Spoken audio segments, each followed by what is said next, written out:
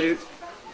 Ça peut paraître évidemment prétentieux, mais quand on nous propose de faire des portraits sur nous, on a toujours le sentiment que ça sert à rien et que ça sert à rien. Mais en fait, non, ma femme a su me convaincre.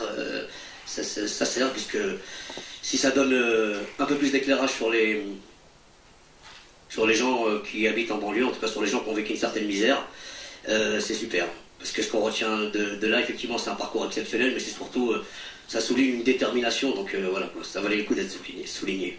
Personnellement, en fait, c'est le moment où on se retourne et on voit tout ce qui s'est passé. Et, rien que j'ai pas tout vu, j'ai juste vu la fin.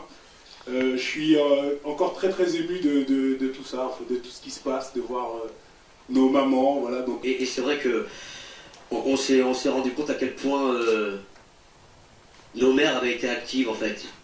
Pas plus que nos pères, mais complètement différemment. Là, on le voit bien, c'est assez flagrant, c'est elles qui prennent le microphone.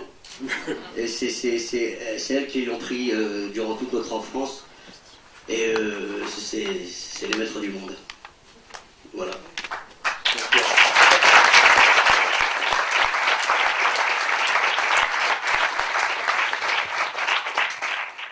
Et on s'est intéressé à une amitié réelle, sincère et fidèle. C'est ce qui a le plus touché et donné envie de faire ce film.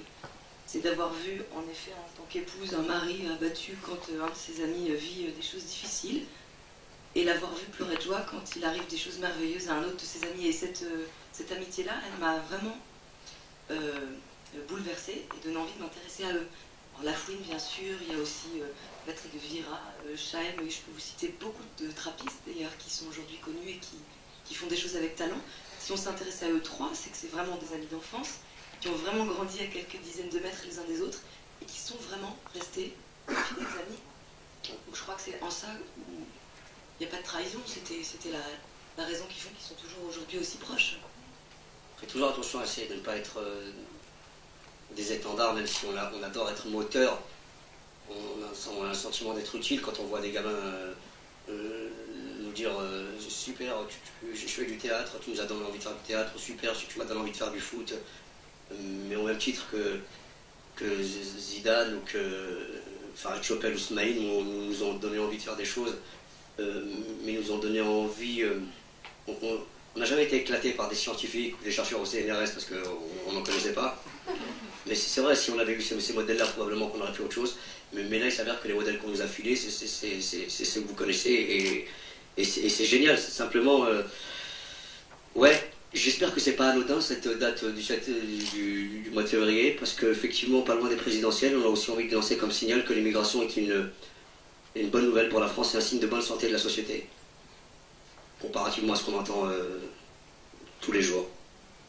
Même si je vous dis, comme dit si bien Omar, c'est un black, mais pas que. J'ai dit souvent ça. Mais pas que. Donc voilà, on a envie. Fantastique, magnifique, à voir impérativement. Pour les jeunes en tout cas qui vont regarder, qui sont peut-être tristes dans leur quotidien, qui font peut-être pas le métier qu'ils ont envie d'avoir, c'est un rêve.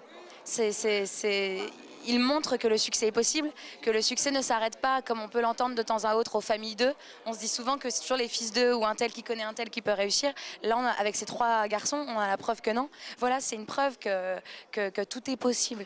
Tout est possible. Si ces trois gars ont réussi, pourquoi pas vous et pourquoi pas nous, tout simplement.